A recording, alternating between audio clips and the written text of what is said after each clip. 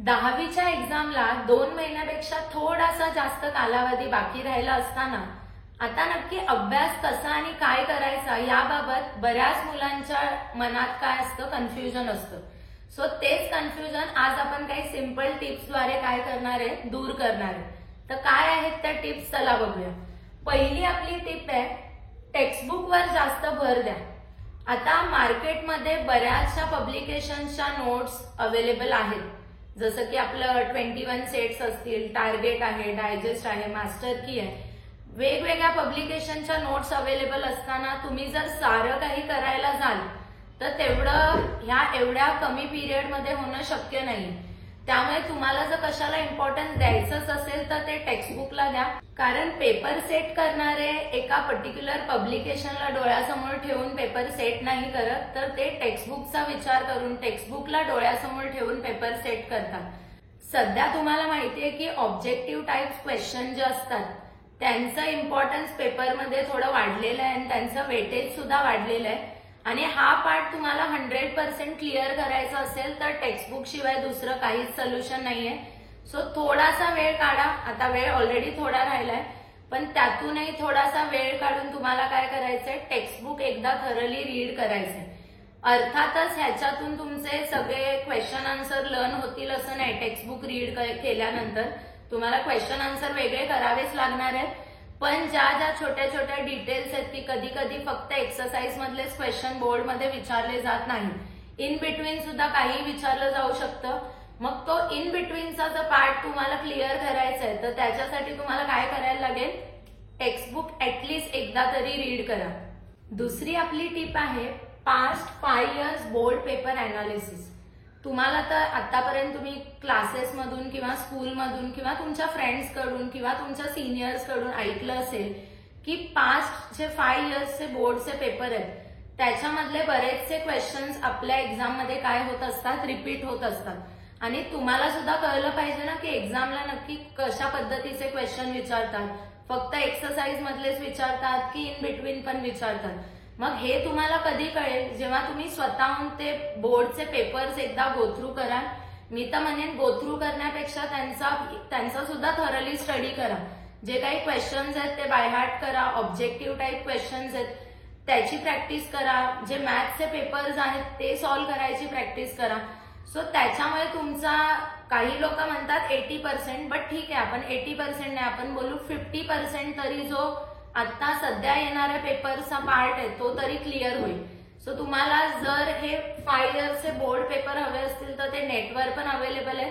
Otherwise तुमच्या near by stationery शॉपमध्ये आजकाल बुक्स पण आलेले आहेत की ज्याच्यामध्ये past 5 year paper with solution दिलेले आहेत, तर ते तुम्ही रेफर करू शकता. आजची आपली तिसरी टिप आहे ती म्हणजे डेली 3 सब्जेक्ट्स रिव्हिजन. आता मला माहित नाही की तुमचा कोणत्या विषयाचा किती अभ्यास झाला आणि काही मुलांनी आता टाइम टेबल वगैरे पण बनवलं असेल की आपल्याला so and so day, so and so सब्जेक्टचा अभ्यास करायचा आहे. पण मी माझ्या पॉइंट ऑफ व्ह्यूने सांगते, आता प्रत्येकाचा माइंडसेट वेगळा असतो. काही लोक बोलतात की एका दिवसाला एकच सब्जेक्ट करायचंय, पण मी असं तुम्हाला सांगेन की डेली 3 सब्जेक्टची रिव्हिजन तुमची झालीच पाहिजे. 3 सब्जेक्ट तुमच्या डोळ्याखालून गेलेच पाहिजेत. आता हे 3 सब्जेक्ट कोणते असले पाहिजेत, तर सायन्स आणि सोशल स्टडीज जे आहेत त्याच्यामधला कोणताही एक सब्जेक्ट तुम्ही अल्टरनेट डेज घेऊ शकता. मॅथ्स 1, मॅथ्स 2 मधला एक घ्यायचा आहे डेली, आणि ज्या 3 लँग्वेजेस आहेत त्याच्यामधली एक लँग्वेज डेली. सो आज जर तुम्ही सायन्स 1, मॅथ्स 1, मराठी घेताय तर उद्या मग तुम्ही हिस्ट्री और जॉग्राफी कोणताही एक, त्याच्यानंतर मॅथ्स 2 आणि मग ज्या 2 लँग्वेज पेंडिंग आहेत त्याच्यामधली कोणतीही एक लँग्वेज करू शकता. मग थर्ड डे ह्याच्यामधलं जे काही राहिलेलं आहे, जसं की हिस्ट्री घेतला असाल तर जॉग्राफी, मग लँग्वेजेस मध्ये जर समजा तुम्ही हिंदी केलं असेल आदल्या दिवशी तर इंग्लिश, आणि मॅथ्स 1, मॅथ्स 2 कंटिन्यू ऍटलीस्ट तुमचे एक चॅप्टर तरी डोळ्याखालून गेला पाहिजे एका दिवशी एक. अदरवाईज तुम्ही जर काही त्याचं डिव्हिजन केलं असेल प्रॅक्टिस सेट अकॉर्डिंग तर तशा पद्धतीने सुद्धा तुम्ही अभ्यास करू शकता. म्हणजे मंडे टू सॅटरडे ऑलमोस्ट सगळे सब्जेक्ट तुमच्या डोळ्याखालून जातील, आणि मग जे काही तुम्ही एंटायर वीक मध्ये केलंय त्याची रिव्हिजन तुम्ही काय करू शकता, संडेला करू शकता. आजची आपली 4th टिप आहे ती म्हणजे पेपर सॉल्विंग. आता बऱ्याच मुलांचं असं होतं की कधी कधी इव्हन स्कूलचे पण पेपर लिहिताना काहींचे पेपर पेंडिंग राहिलेले आहेत, म्हणजे टाइम मध्ये कम्प्लीट झालेलं नाहीये. मग हे प्रॉब्लेम जर तुम्हाला बोर्ड एक्झामला फेस करायचे नसतील तर तुम्हाला काय करायला लागेल, आठवड्यातून एकदा तरी टाइम लावून किंवा तुमच्याकडे जर ऑलमोस्ट तुमचं बराचसा सिलेबस कम्प्लीट झाला असेल रिव्हिजनचा किंवा लर्निंगचा, तर वीक मधून 2 ते 3 पेपर तुम्ही टाइम लावून सॉल्व्ह करू शकता. त्याच्यामुळे काय होईल की तुम्हाला पेपरमध्ये टाइम मॅनेजमेंट कसं करायचं हे समजेल. कोणत्या क्वेश्चनला आपण किती वेळ दिला तर आपला paper at least 10 to 15 minutes prior complete होईल ह्याची तुम्हाला आयडिया येईल. कारण निदान 10 मिनिटं आधी तरी पेपर होणं मस्ट आहे. म्हणजे तुम्हाला एकदा चेकिंग करायला सुद्धा पेपर मिळू शकतो की कधी कधी आपण काय होतो की अरे हा हे थोड्या वेळाने लिहूया, आपण आधी जे जे येतंय ते कम्प्लीट करू म्हणून आपण त्याच्यासाठी स्पेस लिव्ह केलेला असतो आणि नंतर मग अगदी शेवटच्या सेकंड पर्यंत आपण लिहत असतो आणि मग पेपर दिल्यानंतर आपल्याला लक्षात येतं अरे मी ह्याच्यासाठी जागा सोडलेली आणि हे लिहिलंच नाही.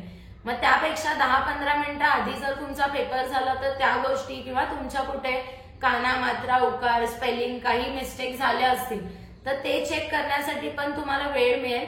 बट हे सगळं मी बोर्डला करेन असं जर म्हणाल तर ते होणार नाहीये. त्याची प्रॅक्टिस तुम्हाला ह्या 2 महिन्यात भरपूर पेपर सॉल्व्ह करण्याची प्रॅक्टिस करणं गरजेचं आहे. त्यासाठी बोर्डच्या आन्सर शीट ज्या आहेत त्या पण स्टेशनरी शॉप्स मध्ये अवेलेबल आहेत. तुम्ही त्याच्यावर जर पेपर सोडवायची प्रॅक्टिस केलात तर ते अजूनच जास्त चांगलं होईल. पण काहींना जर अफोर्ड नाही होत आता ह्या सगळ्या गोष्टी खरेदी करणं तर काही हरकत नाही, आपल्याला पेपर टाइम मध्ये संपवणं गरजेचं आहे. तुम्ही घरच्या घरी ज्या तुमच्याकडे रफबुक फुलस्केप काही असेल त्याच्यावर प्रॅक्टिस करा, पण पेपर सॉल्व्ह करण्याची प्रॅक्टिस आत्ता करणं खूप गरजेचं आहे. आजची आपली 5th टीप आहे. मी ह्याला टीप असं नाही म्हणणार, एक तुमच्यासाठी ऍडवाइस आहे की डेली तुमची 6 to 7 आवर्स झोप ही झालीच पाहिजे. आता काही मुलं अजूनही जी केअरलेसली वागतायत ती जास्त पण झोपत असतील आणि काही मुलं जी अभ्यासाच्या टुवर्ड्स खूपच सिरियस आहेत किंवा आत्ता झालेली आहेत त्यांनी आपली झोप कमी केली असेल. पण आपल्याला झोप कमी करायची नाहीये, कारण तुम्हाला जर पेपर नीट लिहायचे असतील तर तुमचं माइंड फ्रेश असणं, तुमची बॉडी हेल्दी असणं गरजेचं आहे.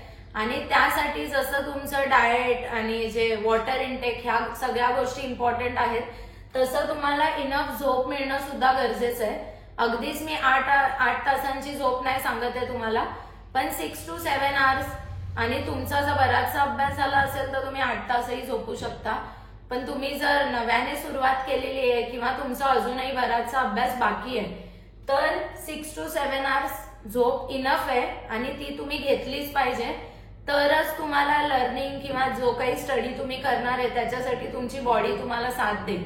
आपली 6th टीप आहे ती म्हणजे टू डू लिस्ट. आता काही मुलं असतात ना की जी आठवड्याचं महिन्याचं टाइम टेबल बनवायला 3-4 तास खर्च करतात आणि मग ते भिंतीवर फक्त चिकटून राहतं, त्याचा काही फॉलो केलं जात नाही. आणि हे फक्त तुमच्याच बाबतीत नाही, जी काही मोठी माणसं आहेत त्यांच्या सुद्धा बाबतीत ह्या गोष्टी घडत असतात. सो मी म्हणेन की एवढं टाइम टेबल बनवण्यामध्ये 3-4 तास वाया घालवण्यापेक्षा किंवा 1-2 तास जे काही तुम्ही घालवाल ते, कारण आता तुमचा प्रत्येक मोमेंट इम्पॉर्टंट आहे. त्यामुळे तसं टाइम टेबल बनवण्यात वेळ घालवण्यापेक्षा तुम्ही काय करू शकता, रात्री झोपताना एक 5 मिनिट्स काढून तुमचा आतापर्यंत किती स्टडी झालेला आहे कोणत्या सब्जेक्टचा ह्याचा एकदा विचार करून जे काही पेंडिंग आहे त्यातलं तुम्ही उद्या काय करणार आहे एवढं कुठेतरी डायरीमध्ये किंवा पेजवर लिहून ठेवा. सो तुम्हाला उद्या सकाळी उठल्यानंतर काय करायचं हे टार्गेट तुमच्या डोळ्यासमोर क्लिअर असेल आणि त्या दिवशी जर त्या गोष्टी झाल्यात तर तुम्हाला एक कॉन्फिडन्स पण येईल. मग उद्या झोपताना तुम्ही परत 5 मिनिट्स वेळ काढून काय करू शकता, त्याच्या पुढच्या दिवसाचं टाइम टेबल बनवू शकता. सो ह्याच्यामध्ये 5-5 मिनिटं जातील आणि तुम्ही ज्या गोष्टी केल्यात त्या फॉलो पण होतील, कारण त्या एका दिवसापुरत्या असतील. नाही तर आपण म्हणतो ना टाइम टेबल बनवून भिंतीवर बरीच मुलं चिकटवून ठेवतात आणि मग एक दिवस ते थोडंसं शेड्यूल बिघडलं की त्यांचं पूर्ण टाइम टेबल तिथेच राहतं, ते कधी फॉलोच नाही होत. सो असा वेळ वाया घालवू नका, पण तुम्हाला करायचं काय हे सुद्धा तुम्हाला निश्चित माहीत असणं गरजेचं आहे. त्याच्यासाठी रोज रात्री झोपताना टू डू लिस्ट उद्याची तुम्ही बनवू शकता. सो तुमचं जे गोल आहे ते तुमच्या समोर क्लिअर असेल. आजच्या या व्हिडिओमधली एक खूप इम्पॉर्टंट टीप आहे, 7th टीप. ती म्हणजे खूप नवीन काही करायला जाऊ नका. कारण तुम्हाला माहितीये की तुम्हाला आजूबाजूला तुमची 10वी आहे म्हटल्यावर सल्ले देणारे बरेच लोक असतात. आपले जसे क्लासमधून टीचर, स्कूलमधून टीचर आपल्याला गाईड करत असतात. मी त्यांचे असे चुकीचे सल्ले असं म्हणत नाहीये, पण ते त्यांच्या पॉइंट ऑफ व्ह्यूने तुम्हाला हे कर, ते कर, हे कर, मग ह्यातले जास्त क्वेश्चन विचारले जाऊ शकतील, किंवा हे पब्लिकेशन फॉलो कर, ह्या बुक्स खरेदी कर, असं बरंच काही सांगतील. आणि आता तुमच्याकडे एक्सपेरिमेंटसाठी वेळ नाहीये. त्याच्यापेक्षा जे काही तुम्ही केलंय आणि जे काही स्टडी मटेरियल आता तुमच्या जवळ आहे तेवढंच जर तुम्ही रेफर केलात तर 2-3 वेळा रिव्हिजन करण्यासाठी पण तुम्हाला टाइम मिळू शकतो. पण जर तुम्ही आता पुन्हा नव्याने नवीन काही गोष्टी करत चाललेल्या आहात तर कदाचित मग एंड मोमेंटला रिव्हिजनसाठी तुमच्याकडे वेळ राहणार नाही. त्यामुळे म्हणतात ना, ऐकावे जनाचे पण करावे मनाचे. आणि तुम्हाला करायचं काय आहे, जे तुमच्याकडे अवेलेबल आहे त्यात पण महत्वाचं आहे ते म्हणजे टेक्स्टबुक. त्यामुळे नवीन ह्याने सांगितलं, त्याने सांगितलं, हा माझा फ्रेंड आहे की जो खूप मोठ्या क्लासला जातो, त्याला सो अँड सो गोष्टी सांगितल्यात क्लासेसमधून, म्हणून मग मी पण हे खरेदी करतो, असं काही करायची गरज नाही. मुळात स्वतःवर विश्वास ठेवा आणि ज्या गोष्टी तुमच्याकडे आहेत त्याच थरली करण्याचा प्रयत्न करा. त्याचा तुम्हाला भरपूर पुढे फायदा होईल जर तुमची 2-3 वेळा रिव्हिजन झाली तर. सो नवीन काही करायला जाऊ नका जर वेळ नसेल तुमच्याकडे तर. आजची शेवटची टीप आहे ती म्हणजे पॉझिटिव्ह ऍटिट्यूड. हे खूप गरजेचं आहे, कारण आता तुमचा किती काय अभ्यास झालेला आहे त्याच्यानुसार तुम्हाला कधी कधी होतं ना की आता तुमची प्रिलिम काहींची सुरू असेल, काही स्कूलमध्ये झाली सुद्धा असेल, ओके, काही स्कूलमध्ये प्रिलिम स्टार्ट होणार असेल, सो किंवा तुमच्या सेमिस्टरचे वगैरे रिझल्ट आले असतील, त्याच्यावरून तुमचा तो परफॉर्मन्स बघून तुमचे पॅरेंट्स, टीचर जर परफॉर्मन्स डाऊन असेल तर तुम्हाला काही ना काही बोलले असतील, काहींनी तर तुमच्याकडून होप्सच सोडून दिले असतील. पण आपल्याला कोणाकडेच लक्ष द्यायचं नाहीये.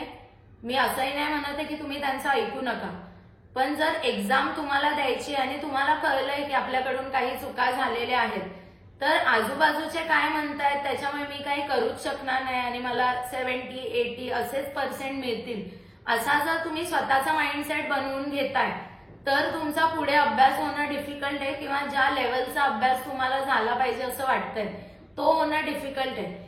त्यामुळे जग काय म्हणतंय, ह्याला किती पर्सेंट मिळाले प्रिलिम अदरवाईज सेमिस्टरमध्ये, ओके, कोण माझ्या पुढे कोण माझ्या मागे, हे काहीच मॅटर नाही करत. तुम्ही अजूनही तुमचे 100, 200, 300% देऊ शकता तुमच्या कॅपॅबिलिटीनुसार. तुम्ही तुमचे 100% प्रयत्न करा, मग जे होईल ते आपल्याला एक्सेप्ट करायचंच आहे. त्यामुळे उगाच डोक्यात नेगेटिव्हिटी आणून आता माझ्याकडून काहीच होणार नाही असा ऍटिट्यूड ठेवून अभ्यास करू नका. अभ्यासाकडे, बुक्सकडे थोडंसं स्माइल करून बघा, तर तुमच्या डोक्यात ती पॉझिटिव्हिटी येईल. आणि थोडासा अभ्यास करताना वगैरे वाटतंय झोप येते किंवा काय होते, असं काहीतरी होत असेल तर थोडंसं फ्रेश व्हा, तोंडावर पाणी मारा, 5-10 मिनिटं इकडून तिकडून वॉक करा आणि मुळात मोबाईल आणि ह्या गोष्टींपासून थोडं दूर राहा. कारण ते एक टूल आहे किंवा ते एक डिव्हाइस आहे की ज्याच्यामुळे आपल्या डोक्यात बरेच विचार येऊ शकतात आणि सध्या आपल्याला आपल्या डोक्यात अभ्यास सोडून काही ठेवायचं नाही. त्यामुळे 2 महिने फोनला रामराम केलात तरी चालेल, त्याला थोडंसं बाजूला ठेवा. कोणाचे पॅरेंट्स हा व्हिडिओ बघत असतील तर तुमच्या घरच्या केबल वगैरे तुम्ही 2 महिन्यांसाठी बंद केलात तरी काही हरकत नाही. कारण आपण जशी मुलं करत नाहीत, म्हणजे हल्ली मी बऱ्याच पॅरेंट्सची कंप्लेंट ऐकते की मुलं आमचं ऐकत नाहीत, मुलं मोबाईल घेतात, मुलं टीव्ही बघतात. ह्या सगळ्याला मुलांपेक्षा तुम्ही रिस्पॉन्सिबल आहात. कारण तुम्ही जर हे सोर्सेस बंद केले त्यांना प्रोव्हाइड करायचे तर मे बी ते हेल्पलेस होऊन अभ्यासाकडे लक्ष देतील. त्यामुळे आता जसं त्यांना अवेअर राहणं गरजेचं आहे टुवर्ड्स देअर स्टडीज, तसं ऍज अ पॅरेंट्स म्हणून तुम्हाला पण ह्या गोष्टींकडे लक्ष देणं गरजेचं आहे. तुम्ही अजिबात टेन्शन घेऊन अभ्यास करायचा नाही, कारण टेन्शन घेतलं तर अभ्यास उलट कमी होतो. टेन्शन घेतलं तर तो वाढणार नाही ना, टेन्शन घेऊन तुमचे मार्क्स वाढणार आहेत ना पर्सेंटेज वाढणार आहेत. मग जर टेन्शन घेऊन काहीच फायदा नाही होणार आहे तर मग टेन्शन घ्यायचंच कशासाठी आहे. म्हणून पॉझिटिव्ह ऍटिट्यूड ठेवून अभ्यास करा. मी पॉझिटिव्ह ऍटिट्यूड म्हटलं, ओव्हर कॉन्फिडन्स बद्दल मी बोलत नाही. नाहीतर मला पॉझिटिव्ह विचार करायचा आहे, मग माझा अभ्यास झालेला आहे, सगळं येतंय मला, अशा बोलतात ना की असं डोक्यात ठेवून राहू नका. तुम्हाला तुमचे 100% द्यायचेच आहेत. पण कोण काय बोलतंय, कोण काय करतंय ह्याचा विचार सोडून देऊन रिलॅक्स होऊन अभ्यास करायचा. आणि हे सगळं जर तुम्ही फॉलो केलं, आणि तुम्ही आतापर्यंत काय केलंय, किती केलंय मला नाही माहित, पण हाच मोमेंट आहे की जिथे तुम्हाला गिव्हअप न करता फाईट करायचंय. आणि ते जर तुम्ही केलात तर डेफिनेटली तुमचा जो मे एंडला किंवा जून मध्ये जो काही रिझल्ट लागणार आहे तो द बेस्टच असेल. सो सगळ्यांना ऑल द बेस्ट. आणि तुम्हाला काही अभ्यासा रिलेटेड टिप्स हव्या असतील तर तुम्ही मला कमेंटमध्ये विचारू शकता. आणि ऑफकोर्स हा व्हिडिओ जर तुम्ही आता बघितलाय तर ह्याच्या पुढे पण काही व्हिडिओज जे अभ्यासाच्या रिलेटेड 10च्या स्टडीजच्या रिलेटेड पाहायचे असतील तर तुम्हाला स्टडी फर्स्ट क्लासेस या आमच्या युट्यूब चॅनलला सबस्क्राईब करायला लागेल. थँक्यू.